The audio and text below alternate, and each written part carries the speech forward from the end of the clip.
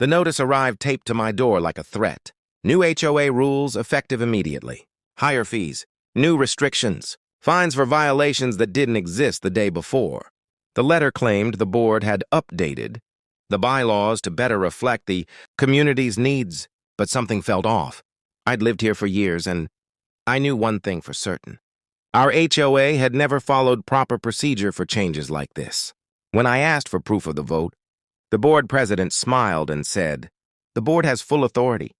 You don't need to see anything." That was my first red flag. The second came when neighbors started receiving violation notices for things that had always been allowed.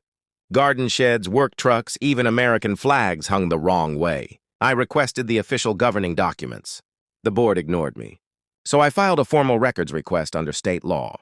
3 weeks later, a dusty envelope arrived containing photocopies of the original bylaws, documents no one on the board seemed to have actually read, and that's when everything changed. The original bylaws were crystal clear. Any rule change required a supermajority vote of homeowners, recorded minutes, and county filing within 30 days. The board had done none of it. Worse, a buried clause stated that any board enforcing unauthorized rules would be considered in material breach and subject to immediate removal by homeowners. I shared the documents with my neighbors.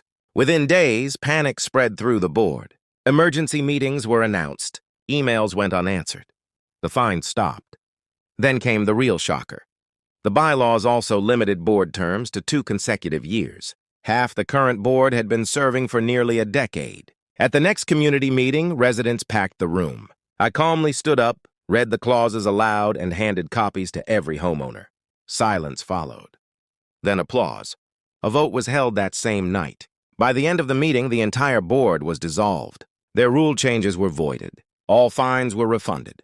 An interim board was elected on the spot, and the county was notified of the violations. The people who tried to rewrite the rules learned a hard lesson.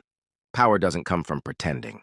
It comes from the paperwork they hoped no one would read. And once the original bylaws spoke, the board didn't resign. They were fired.